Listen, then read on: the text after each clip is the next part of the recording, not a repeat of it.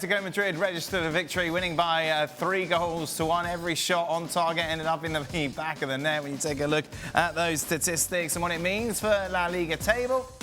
Well, it means that Atleti are now 6 clear with 5 games to play. They should be fine, shouldn't they, for a place in the Champions League next season. For more on this, let's welcome in, shall we, former Atleti player Luis Garcia. It's 5 o'clock in the morning, Kuala Lumpur. Why wouldn't you want to be talking to us? Luis is supposed to be asleep. Well, it looks fresh, doesn't it? It does look fresh, yeah, Stevie. Right. I know. Well, it has a pulled hamstring as well. Yeah, he did his hamstring. Anyway, hey, Luis, in the end, job done for Atleti. They should be fine then for a top 4 place. Yeah, exactly. And we were expecting a little bit better Atletico Madrid in the second half, and we did. I was a little bit disappointed because I think for today it was more important the 3 points for Athletic Club de Bilbao. They wanted really to get that position in the Champions League for next year.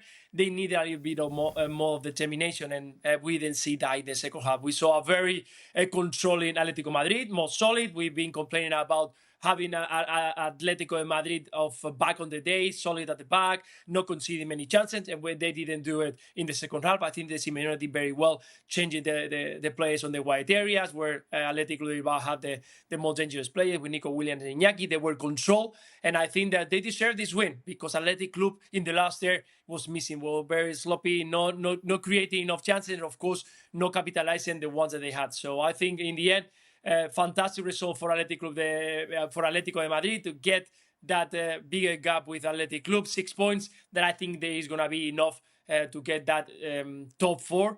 That is in the beginning the target of the team. Let's not forget that in the end, it's a team that always try to reach that top 1 or 2 behind Real Madrid and Barcelona. But this year, with that consistency, I think the top 4 is a great result. This has been part of the conversation. They'll say things like, well, you know, Vinny Jr. doesn't help the situation because he provokes the fans, because of the way that he carries himself on the field. So it must be Vinny Jr.'s fault. Well, it isn't. Because what did Nicol Williams have to do with Vinny Jr.?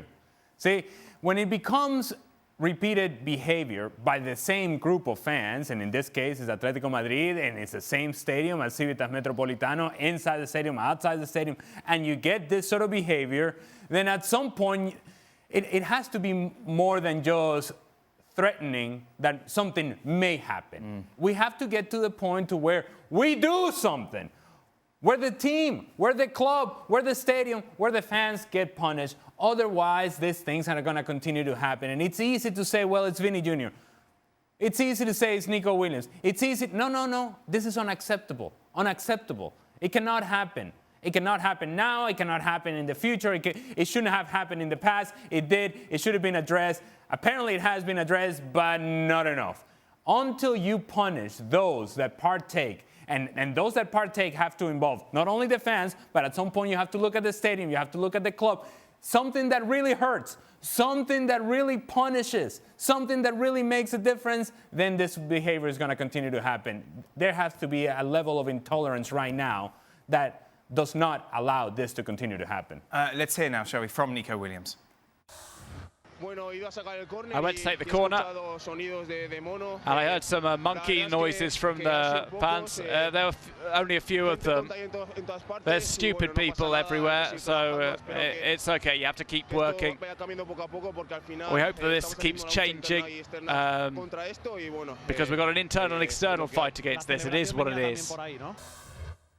And this is it. We saw on the advertising hoardings around the stadium, you know, La Liga against homophobia, against racism. But there has to be a step forward. He's almost apologetic for the other fans, which is interesting. It was just a few of them, but it's still a problem. Yeah. And it's something that he shouldn't be trying to cover up. It's crazy. Well, and again, I bring Vinny Jr. because he has been in the center of this. But Nicol Williams hadn't been in that conversation. But here we are. And what's the common denominator, right? What's the common denominator?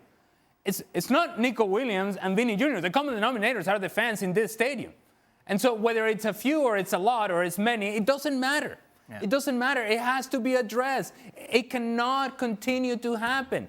Right? You just look at it logically and you think about the behaviors of the fans in the stadium and you have to say, look, no more. And no more means, hey, if you have to empty the stadium, if you have to play in an empty stadium and the crowd is not allowed, so be it. And the team that is going to be obviously punished by this is Atletico Madrid. And they're the ones that are going to miss out on ticket sales, and they're going to miss out on merchandise sales. And that affects their finances as well. And that affects their performances on the field. But it is what the club, the stadium, and the fans deserve. They brought this upon themselves with their behavior. If they cannot control themselves and they continue to behave like this, then something has to happen now. Well said, Ali. We'll say thank you very much to Luis Garcia as La Liga continues. 5 more games to you over the next 48 hours. 4 on Sunday, including the Seville derby. Real Betis taking on